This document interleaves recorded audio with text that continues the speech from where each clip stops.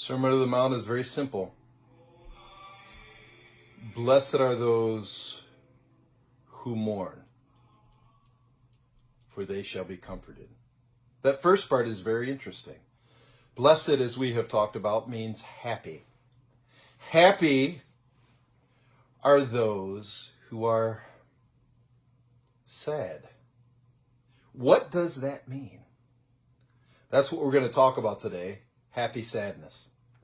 Happy sadness is a very interesting topic to me because growing up, my church that I was raised as a boy believed in seriousness, sobriety, earnestness.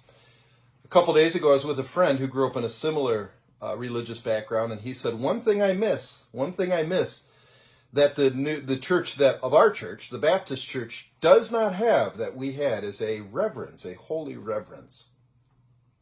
But what does that mean? What is reverence? And my questions for today are going to be, and what does reverence look like? And is reverence the same as happy sadness? And are we to be sad? Does blessed are those who mourn mean blessed are those who are grumpy, pious, and earnest? Do people get more credit with God for being more stoic and solemn and listening to Gregorian chants?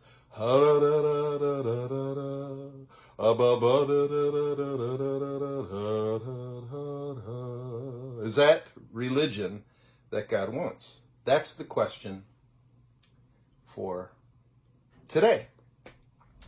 Because Sunday we're going to talk about blessed are those who mourn, for they shall be comforted. But to understand this whole thing, we have to understand what does it mean to mourn. Because I believe there's a whole lot of people, my grandfather was one of them, is that the more severe you are, the more you take religion seriously, the more holy you are. I can remember walking into church. Usually the churches I went to had a darkness to it, like you're going into a cave. An old medieval shrine. We had at our church a 30-foot crucifixion of Christ. He was carved out of wood and his head was down. And he was very severe looking. I can remember walking in there with my grandmother. My grandmother was unflinching in her seriousness. Chris, shh, we're in the presence of God. Quiet. Unflinching. The priests were deadly serious. I used to be an altar boy, and the priest would say to me, you do everything I say, and if you mess up, you're done. You're not going to serve the Lord anymore. Even Ted Wagner was serious in church. If you know Ted Wagner, you know that is quite a feat to get that man serious. As I was thinking about happy seriousness, or happy sadness, as if that's what that means, and the word mourn, I was reading a book the other day by C.S. Lewis, and it's called Pilgrim's Regress. Very interesting book. And it's a modern-day story of the Pilgrim's Progress, and he talks about when he was a boy. And this was his metaphorical I would say his metaphorical experience of what it was like to be a Christian. He calls himself John. And he said John was asked to come to see the steward. The steward is the one that would represent the Lord. And he said when John came into the room of the steward, there was an old man there with a red, round face who was very kind and full of jokes. So that John quite got over his fears. And they had a good talk about fishing tackle and bicycles, but just when the talk was at its best, the steward got up, cleared his throat. He then took down a mask from the wall with a long white beard attached to it and suddenly clapped it on his face so that his appearance was awful. And he said, now I'm going to talk to you about the landlord, which is the Lord. The landlord owns all the country and is very, very kind of him to allow us to live here at all. Very, very kind. He went on repeating very kind in a queer sing-song voice so that John would have laughed. Sing-song would be this pious voice of seriousness. But that now he was beginning to be frightened again by the steward. The steward took down a peg from a big card with small print all over it, and he said, "Here's a list of all the things the landlord says you must not do. You better look at it." So John took the card. But half the rules seemed to forbid things he had never heard of, and the other half forbade things he was doing every day and could not imagine not doing. And the number of rules was so enormous that he felt he could never remember them all. "I hope," said the steward, "that you have not already broken any of the rules." John's heart began to thump, thump, thump, thump, thump. And his eyes bulged more and more, and he was at his wit's end when the steward took the mask off and looked at John with his real face again. He said, "Better tell an old lie, old chap. Better tell a lie. Easiest for all concerned."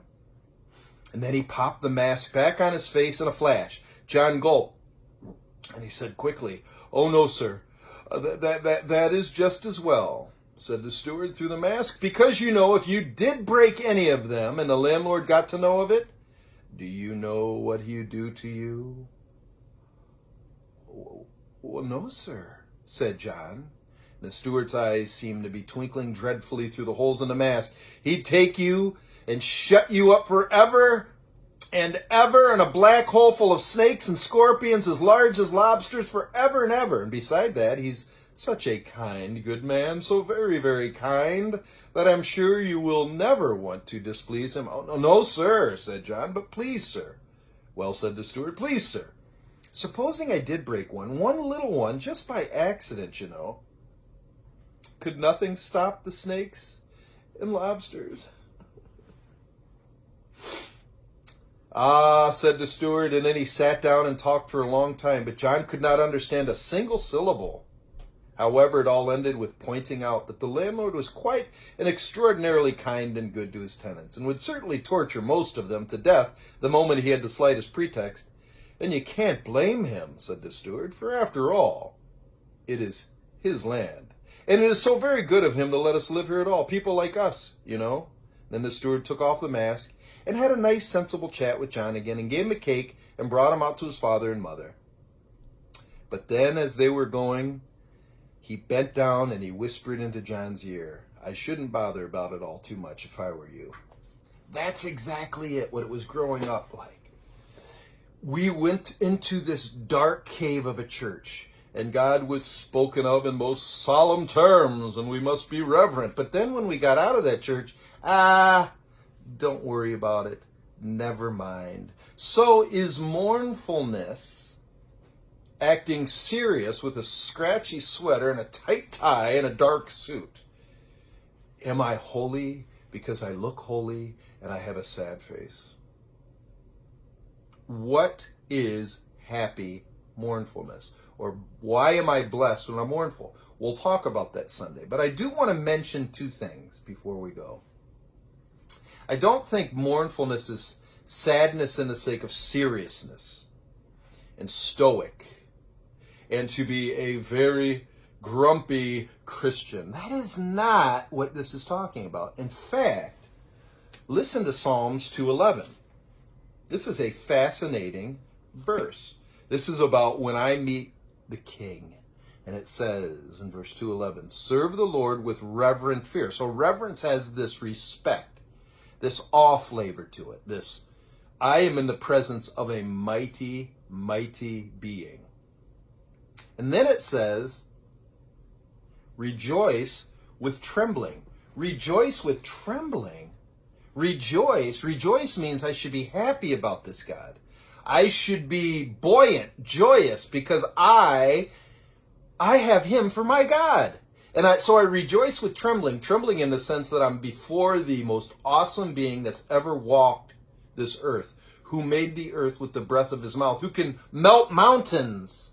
That should cause me to tremble. He sees me right now, but I should be rejoicing because I'm his.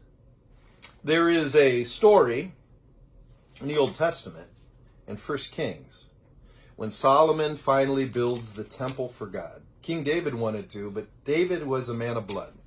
So God told David, Solomon, your son's going to build it. He's a man of peace. And so Solomon gets ready to dedicate the temple. It's all built. It's the most beautiful building ever made in the history of Israel. And Solomon says, O Lord God of Israel, there is no God like you in all the heaven above or on earth below. This is 1 Kings chapter 8, verse 23. He says, you have kept your promises to your servant David, my father. You made that promise with your own mouth, and with your own hands have you fulfilled it today. And now, O Lord, O God, carry out all the additional promises you made to your servant David. And then he talks in verse 27, but God, can you really even live on the earth? Not even the highest heavens can contain you. And so Solomon is respecting the majesty of God. He talks about the enormity and he's infinite. And then he dedicates the temple at the end of chapter 8. And then it says, verse 62, then the king and all Israel with him offered sacrifices to the Lord. Solomon offered to the Lord a peace offering of 22,000 cattle and 120,000 sheep and goats. Wow. And so the king and all the people of Israel dedicated this to the temple, and they dedicated the temple to the Lord. And then it says, then Solomon and all Israel celebrated a festival of shelters in the presence of the Lord. A large congregation had gathered from a far away, as Lebanon in the north, and the brook of Egypt in the south. The celebration went on for 14 days. That's reverence. Celebrating his incredible grace to me. There's a solemnity in the sense of I need to respect the person of God. I'm not sure too many people do that. So there is something about going into an old cathedral, looking at these vaulted ceilings and saying, wow. But it isn't in the attire. It's not in the candles and the incense. It's in the recognition that this God cannot be contained by our heavens. That should cause you to go, whoa. But then we need to rejoice with trembling. Whoa, he's mine. He's mine. Do you think happy sadness is this fake piety? Is that what it is to you? My grandmother's piety was she'd slap you upside the back of the head if you smiled in church. It's funny, my dad and mom would smile a lot in church because they knew I hated that scratchy sweater. Mom, I want to go home and play outside. And then you go outside and you look up at the heavens and God is still there. His presence isn't more real because you're in church. He's always there. And he loves it when I rejoice in his presence. One of my favorite lines ever is from the movie Chariots of Fire. It's about Eric Liddell. He was a runner. And his dad didn't want him to join the team, the British Olympic running team, because they might have to run on Sunday and he'd have to leave the mission field. And he goes, Dad, but when I run, I feel the pleasure of God. In a way, that running is reverence. Happy sadness. Blessed are those who mourn. And we'll talk about that all Sunday. But it is not somber sobriety. Stop that. Because you're not going to attract anybody to the Lord with that. Let me finish by playing you the beautiful Gregorian chant.